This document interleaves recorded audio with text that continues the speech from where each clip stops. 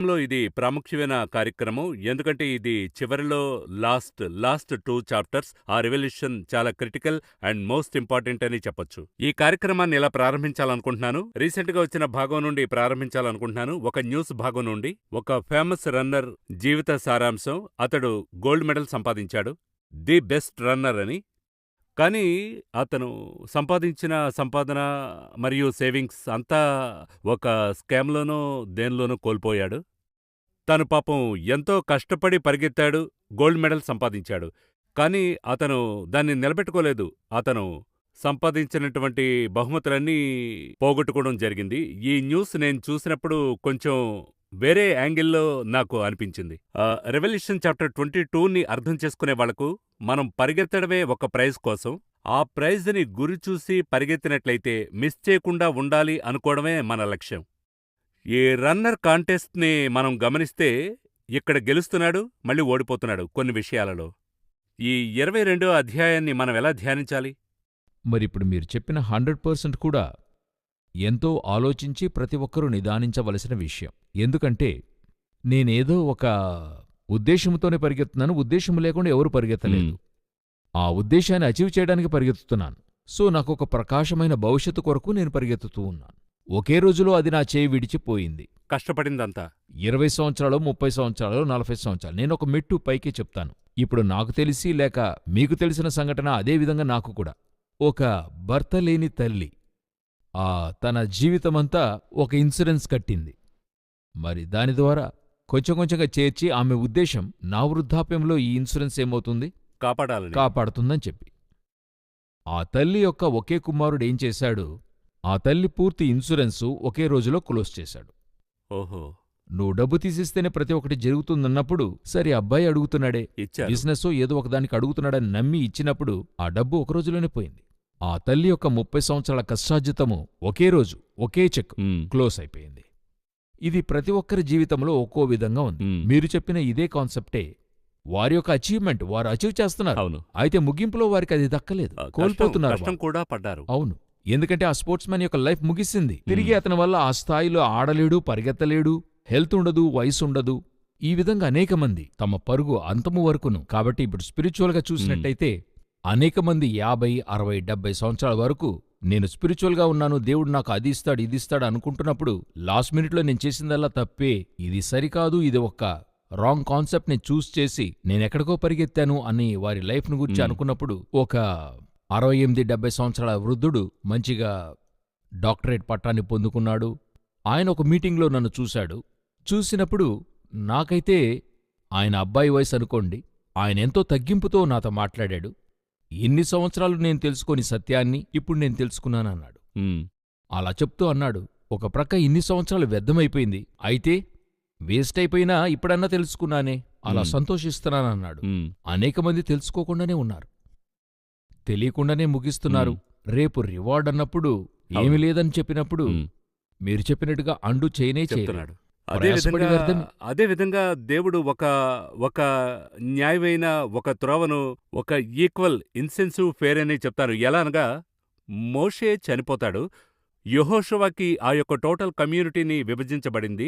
ఎందుకంటే ఇతనొక గొప్ప లీడర్. కానీ స్ట్రెయిట్‌గా చెప్తున్నాడు, అతను చనిపోయాడు, నీవు పరిగెత్తు అని చెప్తున్నాడు. అది తలుచుకుంటే మోషే ఒక స్థానాన్నిచ్చాడు.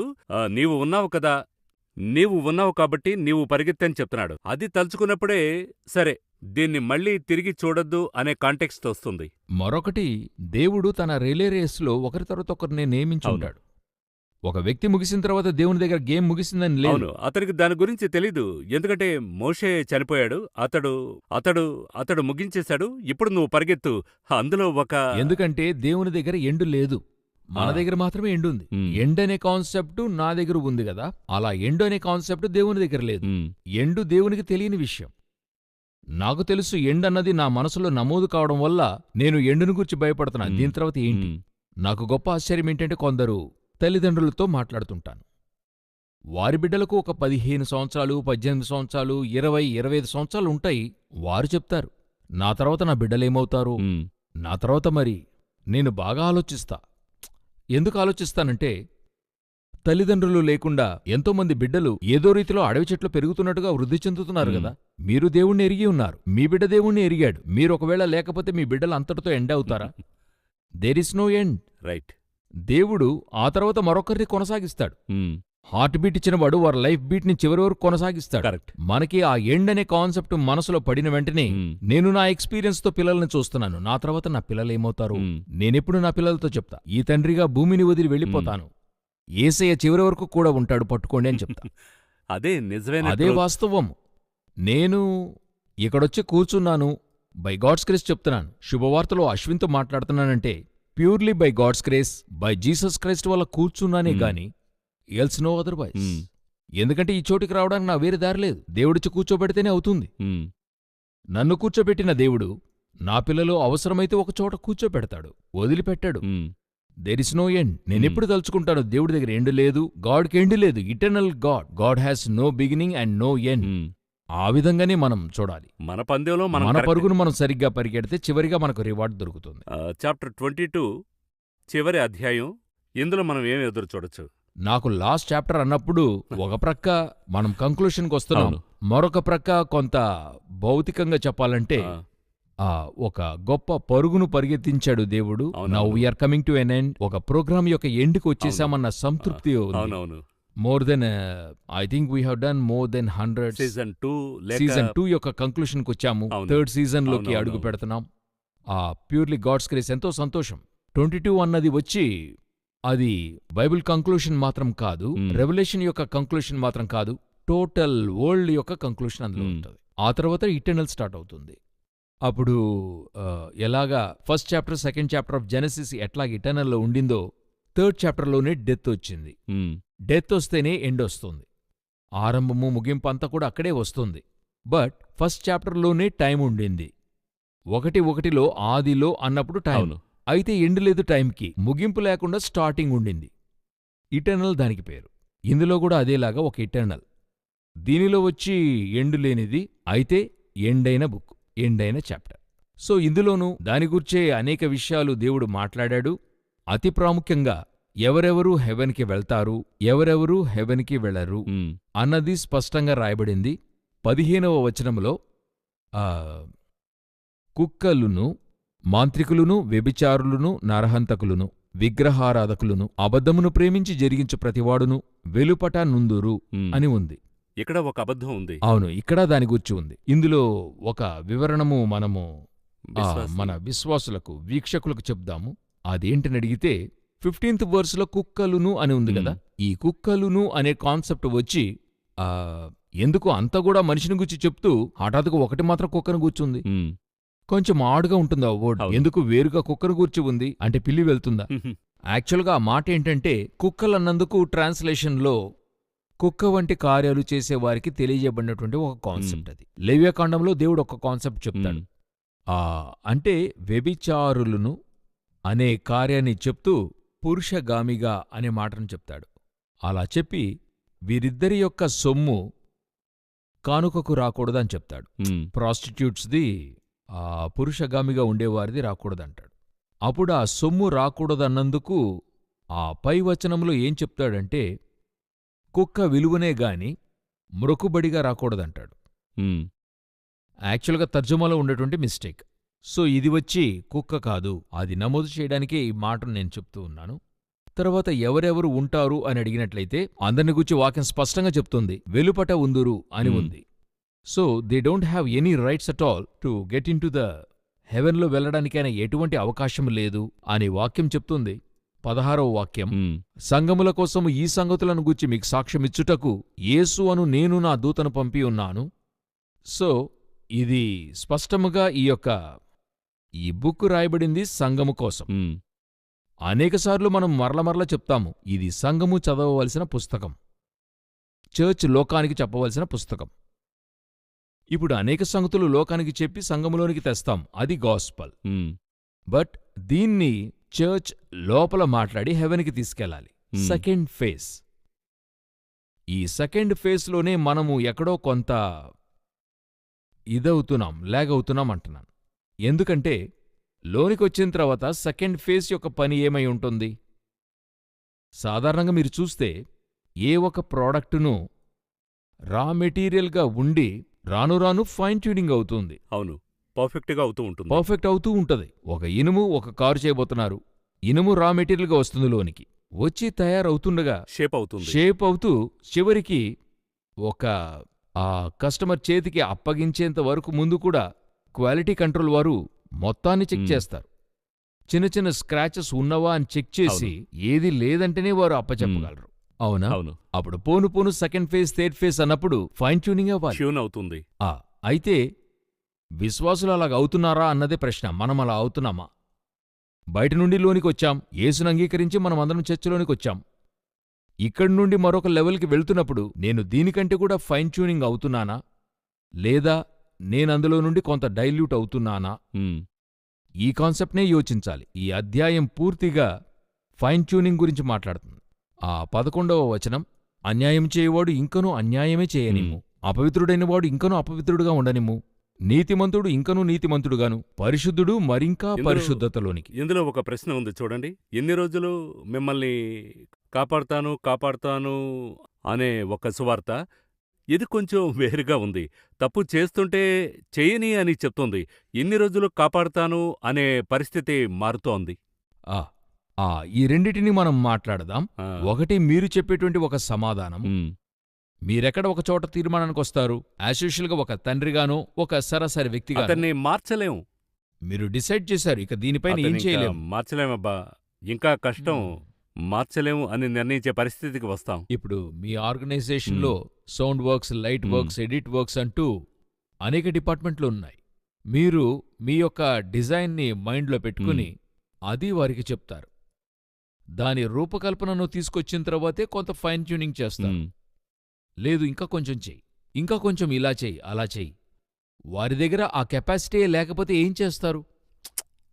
మీరు చెప్పింది అర్థం చేసుకోలేకపోయి దాని అవుట్పుట్ తేలేకపోతే మీరు దాన్ని ఈ విధంగా చెప్పడం చూస్తారు. పోలీస్ డిపార్ట్మెంట్లో ఒక దొంగ దొంగతనం చేస్తే అతన్ని చూసిన వారు చెప్పిన దాన్ని బట్టి బొమ్మ గీస్తూ ఉంటారు. అవును, కన్నీలాగుంది సార్ అని దీన్ని పెట్టుకునే ఒక డ్రాయింగ్ వేసి ఆ డ్రాయింగ్తో వీరి దగ్గర ఉన్న డేటాబేస్ మ్యాచ్ అవుతుందని చూస్తారు. దొంగనే కనిపెట్టేస్తారు. అప్పుడు గీచేవాడు ఎలాంటి వాడు అయింటాడో చూడండి. మంచి ఊహాగాన శక్తి ఉండాలి. ఆశ్చర్యం కదా. మీరు చెప్పిన దానికి ఆపోజిట్గా గీసి ఉంటే ఏమై ఉండేది చూడండి. చాలా కోపం. ఒక పీరియడ్లో ఏం చేస్తారంటే అతని బయటికి పంపండి, వెళ్ళమని చెప్పేస్తాం. అవునా? కరెక్ట్. అదే దేవుడు చెప్తున్నాడు. నేను ఇతన్ని ఏదో రకంగా కాపాడాలని చూస్తున్నాను, ఏమేమో చేసి చూస్తున్నాను 6000 సంవత్సరాలుగా. చివరిగా దేవుడు ఒక తీర్మానం తీసుకుంటున్నాడు, అతన్ని పొమ్మను, అతను చేసేదేదో చేసుకోమను, వదులు. ఈరోజు ఒక కాన్సెప్ట్ ఉంది. అదేంటంటే అదేదో చెప్తుంటారు, ఆ నిత్య రక్షణ. ఆ మాటకి ఒక తప్పైన ఇంటర్ప్రిటేషన్ ఉంది. ఏంటంటే మీరొకసారి రక్షింపబడితే, అంటే ప్రభువుని అంగీకరిస్తే, ఆ తర్వాత ఏం చేసినా గాని ఆ రక్షణ మిమ్మల్ని వదిలి వెళ్ళదు, మీరు చివరి వరకు అంతే అంటారు. అలా చూస్తే ఇస్కరియోతు యూదా ఏమై ఉండాలా? ఈ పాటికి హెవెన్లోకి వచ్చుండాలి కదా. ప్రభు చెప్తున్నాడే, అతడు కటిక చీకటిలోకి ప్రవేశించాడని చెప్తాడు. అంటే ఏంటి అర్థమని అడిగితే, మీకివ్వబడింది మీరింకా ఫైన్ ట్యూన్ చేయగా చేయగా చేయగా హెవెన్కైన ఫైన్ ట్యూన్ వస్తుంది. ఆ తర్వాత అదే వాక్యంలో చెప్పబడుతున్న విషయం, పరిశుద్ధుడు ఇంకా పరిశుద్ధుడు కానిమ్ము. ఎందుకు ఇంకా అవ్వాలంటే, ఇప్పుడు ఉన్నది వచ్చి పరిశుద్ధత మన లెవెల్లో ఉంది, అయితే ఆయన లెవెల్కి లేదు. ఎవరివలే పరిశుద్ధతగా ఉండాలని వాక్యం చెప్తుంది? నేను పరిశుద్ధుడను గనుక మీరును పరిశుద్ధులై ఉండుడని యేసు చెప్తున్నాడు. ఇప్పుడు యేసుక్రీస్తు యొక్క హోలీనెస్కి వెళ్ళాలంటే మీరేం చేయాలి? కనీసం దాని కొరకు అపేక్షించాలి కదా. ఆ ఫైన్ ట్యూన్ ఇంకా కావాలి, ఇంకా కావాలి, ఇంకా కావాలి. ఒక క్లాసులో ఏమి చదవని వాడిని చూసి చెప్తారు, వాడక్కడేం చేస్తున్నాడు కూర్చుని. మరి అదే క్లాసులో బాగా చదివేవాడు ఉంటాడు, మరొకడు ఎంత చెప్పినా ఆడుతూనే ఉంటాడు. ఒక సమయంలో ఇక టీచరు వాడు లేచి బయటికెళ్ళి ఆడుకోమను, ఉన్నవారిని వాడు చెడిపేస్తాడు. వీడు మిగతావారిని చదవనివ్వడు, నువ్వు బయటికెళ్ళి అంటారు. అవును, నువ్వు బయటికెళ్ళి నుంచో అంటారు. అదే దేవుడు చెప్తున్నాడు, అన్యాయం చేస్తున్నావా? నిన్ను కాపాడే ప్రయత్నం చేశాను, కుదరలా, సరిచేసుకో. ఇలాగా అనేక మందిని దేవుడు వదిలిపెట్టాడు అనుకుంటున్నాను నేను. ఎందుకంటే వారు మాట్లాడే చూస్తే అన్యాయంగా ఉంటది, బైబిల్కి అగెన్స్ట్గా ఉంటుంది, బైబిల్కి వారికి సంబంధం ఉండదు. ఎందుకు వీరందరూ ఉన్నారంటే ప్రభు చెప్తున్నాడు, ఇంకా చెయ్యనిమ్ము, వదిలి చూద్దాం. నువ్వు పరిశుద్ధతలో ఉండు, నీతిమంతుడు ఇంకా నీతిమంతుడుగా ఉండనిమ్ము. ఆ విధంగా ఉన్నటువంటి వారిని గూర్చే రివార్డ్ చెప్పబడుతుంది. ఇంకా కొన్ని ముఖ్యమైన విషయములు ఇందులో వచ్చి దేవుడు మాట్లాడాడు. మీ కొరకు నేను చెప్పనా? ఒక ప్రాముఖ్యమైన కార్యక్రమం, ఎందుకంటే కన్క్లూషన్లో ది ఫైనల్ కన్క్లూషన్ చాప్టర్ 22లో 2వ వచనంలో ఒక చిన్న ప్రశ్న ఉంది. ఆ పట్టణపు రాజవీధి మధ్యను ప్రవహించుట ఆ దూత నాకు చూపెను. ఆ నది యొక్క ఇవలను ఆవలను జీవవృక్షముండెను. అది నెలనెలకు ఫలించుచు 12 కాపులు కాయును. ఆ వృక్షం యొక్క ఆకులు జనములను స్వస్థపరచుటకై వినియోగించును. స్వస్థత ఉంది, వృక్షమని ఉంది. నెలనెలకు ఫలించుచు 12 కాపులు. దీన్నెలా అర్థం చేసుకోవాలి? అంటే ఆ, నోవహు కాలం తర్వాతనే సీజన్ వస్తుంది. నోవహు కాలమునకు ముందు సీజన్స్ లేవు. కాని దేవుడు చెప్తాడు ఇక కాలములు రాత్రింబగళ్ళు ఉండక మానవంటాడు. సో దేవుడేం చేసి ఉంచాడంటే ఆ యొక్క ఏదెను తోటలో అది నియమించినప్పుడు ఆ తోటలో సకల వృక్షములను ట్రీస్ని ఏర్పరిచి అలాగే ఫలములను ఏర్పరిచి అన్నీ కూడా భుజించొచ్చన్నాడు. కాని అతనికి ఇవ్వబడినటువంటి పని తోటను సేద్యపరచడం, మెయింటైన్ చేయడం. దానర్థమేంటంటే అప్పుడే దేవుడు చెట్ల ఫలాలను ఒక్కొక్క నెలకి లేక ఒక్కొక్క కాలానికి దేవుడు ఏర్పరిచి ఉంచాడు.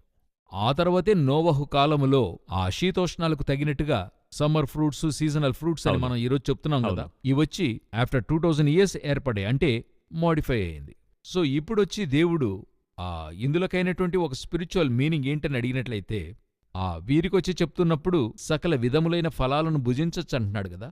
స్పిరిచువల్గా మనం చూస్తే ఒక ఫలమే. ఏ ఫలము? ఆత్మ ఫలము. ఈ హోలీ స్పిరిట్ యొక్క ఫ్రూట్స్ కాదది. అనేక మంది fruits of the Holy Spirit అంటారు, చెప్పి అవి 9గా చెప్తారు. గలతీ 5:22లో ఎంతో స్పష్టంగా దేవుడు చెప్తాడు ఒక ఫలము, అది మొత్తం వన్ ప్యాకేజ్. ఇప్పుడు మీరు సాధారణంగా ఒక ఫలంలో ఎన్ని రకాలైన టేస్ట్ ఉంటుంది మీకు తెలిసి? ఇప్పుడు మ్యాంగో తీసుకుంటే స్వీట్ గా ఉంటుంది. గలతీ 5:22లో ఉంది. అయితే ఆత్మఫలం ఏమనగా గలతీలో ఫ్రూట్స్ అని లేదు, సరేనా? The fruit of the Holy Spirit అనే ఉంటుంది. మీరొక ఫ్రూట్కి ఎన్ని టేస్ట్లని చెప్పారు? ఒక్కో పండుకి ఒక్కో రుచి ఉంటుంది. మ్యాంగో తీసుకుంటే స్వీట్ గా ఉంటుంది. మ్యాంగో యొక్క తోలుకి ఒక టేస్ట్ ఉంటుంది, వేరుగా తోలు చెక్కి తింటే ఒక టేస్ట్గా ఉంటుంది. ఫ్రూట్కి ఒక టేస్ట్ ఉంటుంది. అవును. మామిడి యొక్క విత్తనానికి ఒక టేస్ట్ ఉంటుంది, ఓకే, వేరుగా తిన్నట్టు. అవును, అదే పండు కానీ మూడు టేస్ట్లు ఉంటాయి. స్పిరిచువల్గా ఆ యొక్క సీడే లైఫ్, మరొక చెట్టును మొలిపిస్తుంది, సరేనా? పైనున్న మెత్తని కండే ఫ్లెష్ మన శరీరము, ఆ పైన కప్పబడినటువంటి ఆ యొక్క తోలు కవర్, అదే మనల్ని కప్పి ఉంచినటువంటి పరిశుద్ధాత్ముడు. స్పిరిట్, ఫ్లెష్ అండ్ సోల్, ఈ మూడు చేరిందే అది. మూడిటికి ఒక్కొక్క టేస్ట్ ఉంటుంది. ఈ మూడు చేర్చబడింది ఒక ఫ్రూట్. అయితే ఇప్పుడు నాకు 3 టేస్ట్లు కాదు 9 టేస్ట్లు ఉన్నాయి. అదే గలతీ 5:22. ఓకే, ఈ 3 రుచులు చేరినటువంటిదే ఒక్క ఫ్రూట్. నాలో ఉండేటువంటి ఆ హోలీ స్పిరిట్ అనే ఫ్రూట్కి అందులో 9 రుచులు ఉన్నాయి. ఇప్పుడు ఎలాగైతే ఒక పండుకి 3 టేస్ట్లు అనేవి ఉన్నాయో ఆ మాదిరిగా నాలో ఆ 9 రుచులు ఉండాలి. ఆ 9ని చేరితేనే నేను ఫుల్ఫిల్డ్ స్పిరిచువల్ పర్సన్. ఆ హోల్ ప్యాకేజీని ఇష్టపడడం తప్పే కాదు, మొత్తం ప్యాకేజీని ఇష్టపడ్డాం. ఉండాలి, ఇష్టపడాలి, ఉండాలి. ఇప్పుడు మీకు సీడ్లెస్ వస్తుంది, గ్రేప్స్ లో సీడ్లెస్ వస్తుంది. అవును. ఇప్పుడు అందులో ఎన్ని రుచులున్నాయి? 2 ఉంటాయి. దేవుడు ఏర్పరిచింది 3. ఇప్పుడు జెనసిస్ 1:29లో చెప్తున్నాడు, విత్తనములిచ్చు వృక్షఫలం మీకిచ్చి ఉన్నాను. ఆ మాటను అక్కడ పర్టికులర్గా ఉపయోగించడం జరుగుతుంది. విత్తనములతో ఆ పండును తినమంటున్నాడు. ఇప్పుడు నేను సీడ్లెస్కి వెళ్ళిపోయాను, అంటే జెనెటికలీ మోడిఫైడ్ ఆర్గన్ GMOకెళ్ళిపోయాను. బోన్లెస్ చికెన్ లాగా. బోన్లెస్ చికెన్, అదేలాగా సీడ్లెస్. చర్చ్ వచ్చి వర్డ్లెస్. ఇప్పుడు ఆ స్థితికి వచ్చేసింది. ఇప్పుడు ఎలాగైతే ఫ్లెష్ బోన్లెస్ అయిపోయిందో ఫ్రూట్ సీడ్లెస్ అయింది. జనులు ఎలాగంటే వర్డ్లెస్ అయిపోయారు. బైబిల్ అంతా చదవక్కర్లా, ఏమొద్దు, అలాగే బ్లెస్సింగ్తో జీవిస్తే చాలు అన్న స్థాయికి వచ్చేశారు. సో ఇప్పుడు అందులో ఒక టేస్ట్ తగ్గిపోయింది, చూసారా? సీడ్ యొక్క టేస్ట్ పోయింది కదా ఫ్రూట్లో, సీడ్ టేస్ట్ అన్నదే లేదు కదా. అదేవిధంగా పరిశుద్ధాత్మనిలో 9 రుచులు, ఆ పరిశుద్ధాత్మని 9 రుచులు ఉండాలి. ఇక్కడ 12 టేస్టులు. నెలకి ఒకటి వస్తుంది. నెలకి దేవుడు ఒకటి ఉంచి ఉన్నాడంటే దాని అర్థం ఆయా నెలకైనటువంటి ఒక టేస్ట్. అయితే సీజన్ అంతటా throughout the season you must eat the fruit. సాధారణంగా చెప్తారు ఆయా సీజన్లో ఆయా ఫ్రూట్ తినాలి, ఎందుకంటే ఆ సీజన్లో ఒక వ్యాధి వస్తుంది. ఆ సీజన్లో వచ్చేటువంటి ఆ వ్యాధికి ఆ ఫ్రూట్లోనే మెడిసిన్ ఉంటుంది. అందుకే దేవుడు అలా ఉంచి ఉన్నాడు. ఇప్పుడు అది మార్చేశాం. ఆ GMO వచ్చిన తర్వాత అన్ని ఫ్రూట్లు అన్ని కాలాల్లోనూ లభిస్తుంది. ఇప్పుడు దానిమ్మ, పామిగ్రేనేట్ తీసుకున్నట్టయితే రౌండ్ ద ఇయర్ లభిస్తుంది మీకిప్పుడు. అలా రాకూడదు అది. ఇదొచ్చి ప్రకృతి విధానానికి విభిన్నమైనది. సీజనల్ ఫ్రూటే రావాలి. అలా సీజన్ ఫ్రూట్ వచ్చినప్పుడు అలా సీజన్లో ఒక వ్యాధి ఒకటి యూజువల్గా వస్తుంది. అన్ని కాలాల్లోనూ ఒక చలికాలంలో ఒక వ్యాధి వస్తుంది, సమ్మర్లో ఒక వ్యాధి. అంటే వ్యాధి అంటే ఏదో పెద్దది కాదు, ఒక సిక్నెస్, ఒక వాతావరణం చేంజ్ ఆఫ్ క్లైమేట్లో మీకు ఒకటి వస్తుంది. ఆ చేంజ్ ఆఫ్ క్లైమేట్లో వచ్చే బలహీనతను సరిచేయడానికే ఆ ఫ్రూట్ను దేవుడు ఉంచాడు. ముందుగానే నిర్ణయించి ఉన్నాడు. అదే దేవుని ఒక గొప్ప రీసెర్చ్లో వారు ఎందుకు మీ ఏరియాలో ఈ చెట్టు ఉంది, అందుకని హీలింగ్, దాన్ని తింటే స్వస్థత, హీలింగ్ మన భాషలో చక్కగా ఉంటది, ఆరోగ్యం అని ఉంటది. ఆరోగ్యం. ఆ ప్యాకేజీని అందులోనే ఉంచేశాడు. అది ఇప్పుడు కూడా అట్లాగే ఉండింది. ఇప్పుడే 100 సంవత్సరాలుగా మారింది. 100 సంవత్సరాల ముందు వరకును ఒక 50-70 సంవత్సరాల ముందు అలాగే ఉండింది. మనకి ముందు ఉన్నవారికి తెలుసు. ఆ మామిడి పండు మే మాసంలోనే దొరుకుతుంది. అవును, మే, జూన్. మే జూన్లో మామిడి దొరుకుతుంది. అదే సమయంలో ఒక ప్రక్క నీటి పుచ్చకాయ అంటే పుచ్చకాయ, అవును, వాటర్ మెలన్ వాటర్ మెలన్. చెప్తారు. ఆ వాటర్ మెలన్ అప్పుడే దొరుకుతుంది, అదొక ముఖ్యమైన పండు. ఫ్రూటు. అదేలాగా ఒక్కొక్క ఫ్రూటు ఒక్కొక్క సీజన్లో లభిస్తుంది. ఇప్పుడు అలా లేదు, అది మారిపోయింది, క్రమం తప్పింది. అదిక వదిలేద్దాం, అది మరో టాపిక్, అదొద్దు. సో ఇప్పుడు ఆ ఫ్రూట్ ఎంత మంచిదో అంతటినీ దేవుడు ఆ కాలానికి ఇస్తున్నాడు. అప్పుడు మీరు 12 మంత్స్ను ఆరోగ్యంగానే ఉంటారు. మీకు ఇప్పుడు మనకి ఆ స్థలములో ఆరోగ్యం అవసరమా అన్నట్టయితే ఆరోగ్యమన్నది ఎల్లప్పుడూ అవసరం. దూతలకు హెవెన్లో ఆహారం ఉన్నట్టుగా బైబిల్లో ఉంటుంది. దూతలు భుజించు ఆహారము మన్నాను గురించి చెప్పేప్పుడు దూతలు తిను ఆహారమనుంది. హెవెన్లో కూడా ఆహారం ఉన్నట్టుగా బైబిల్ చెప్తుంది. భోజనమంటే సాంబారు, రసము, అది పెరుగు, ఆ కాన్సెప్ట్కి మీరు వెళ్ళిపోవాలి. లేదు. నేను చెప్పేది హెవెన్లీ ఫుడ్. ఆహారం, హెవెన్లీ ఫుడ్ అక్కడ ఉంటుంది. అదేవిధంగా న్యూ జెరూసలేంలోనూ ఫుడ్ ఉంటుంది. అదేవిధంగా భూమిలో మనకి వేరే ఫుడ్ ఉంది. ఆ విధంగా చెప్తున్నాడు దేవుడు అక్కడ. ఈ 22వ అధ్యాయంలో ముగింపు దగ్గరకు వచ్చేసాం. దీన్ని ముగింపునకు తెచ్చే గమనిక, ఒక ముఖ్యమైన గమనిక. మళ్ళీ మళ్ళీ కొన్ని విషయాలు వస్తూ ఉన్నాయి ఈ 22లోనే. దీన్ని మనం ఎలా అర్థం చేసుకోవాలి, ఎంత సీరియస్గా తీసుకోవాలి? ఫైనల్గా మనం చెప్పి ముగించబోతున్నాం. అందులో ఎంతో ప్రాముఖ్యంగా మనమెందుకు ఈ ప్రోగ్రాం స్టార్ట్ చేసామో ఈ ప్రోగ్రాం యొక్క వెరీ ఇంపార్టెంట్ కంక్లూషన్ అది ఏంటని అడిగితే, 3 సార్లు దేవుడు ఒక విషయాన్ని తిరిగి తిరిగి చెప్తున్నాడు. అది చివరి లాస్ట్ అధ్యాయం. చాప్టర్లోనే 3 సార్లు చెప్తున్నాడు. 22:7, 22:12, 22:20 అంటే 22:7, 12, 20 3 వాక్యాల్లోనూ మరలా ఒక విషయాన్ని దేవుడు చెప్తూనే ఉన్నాడు. ఇదిగో త్వరగా వచ్చుచున్నాను. అది 3 సార్లు. 3 సార్లు త్వరగా వచ్చుచున్నాను, త్వరగా వచ్చుచున్నాను, త్వరగా వచ్చుచున్నాను. కానీ చెప్పి 2000 సంవత్సరాలు 2 రోజులవుతుంది. కాదు, ఆ విధంగా మాట్లాడేవారు ఉన్నారు. వారి కోసమే ఈ బదులు చెప్తున్నాను. మన దృష్టిలో 2000 సంవత్సరాలు, ఆయన దృష్టిలో 2 రోజులు. మీరు 2000 సంవత్సరాలనే పెట్టుకోండి, తప్పులేదు. ఆయనకన్నీ కూడా త్వరగానే, అన్నీ కూడా త్వరగానే. ఈ త్వరగా అన్న మాట నా కోసమైంది, మన కొరకు చెప్పబడిన మాట. నువ్వు సోలిపోకూడదని ఈ త్వరగా, హెచ్చరికగా ఉండాలని. అలర్ట్గా ఉండాలనే మాట. ఆయనకొక టైం ఫిక్స్ చేసుకున్నాడు. ఆ టైంలో ఆయన వస్తాడు. మొదటి రాకడ అలాగే ఉండింది. కాలము నెరవేరినప్పుడు యేసు బయలుపడేను అన్నట్టు. ఇంకా చెప్పాలంటే ఆయన రాకడ, ఆయన రావడం ఒక పక్క, కానీ మనం సిద్ధంగా ఉన్నావా? ఈ త్వరగా వస్తున్నానని ఎందును బట్టి చెప్తున్నాడంటే, ఇప్పుడు రైల్వే స్టేషన్లో ఉన్నప్పుడు ఉన్నట్టుండి మీకు ప్లాట్ఫామ్లో అనౌన్స్మెంట్ వస్తుంది, పలానా ప్లాట్ఫామ్లో మీ ట్రైన్ రాబోతుంది. అవును. ఇదెందుకు వారు చెప్తున్నారన్నట్టయితే హెచ్చరిక కోసం, ఆ స్థలంలో లేని వ్యక్తి కోసం కాదు, ఉన్నవారి కోసం. ఎక్కడో రోడ్లో బస్సులో ట్రైన్ పట్టుకోవాలని వచ్చేవాని కోసం కాదు అనౌన్స్మెంట్.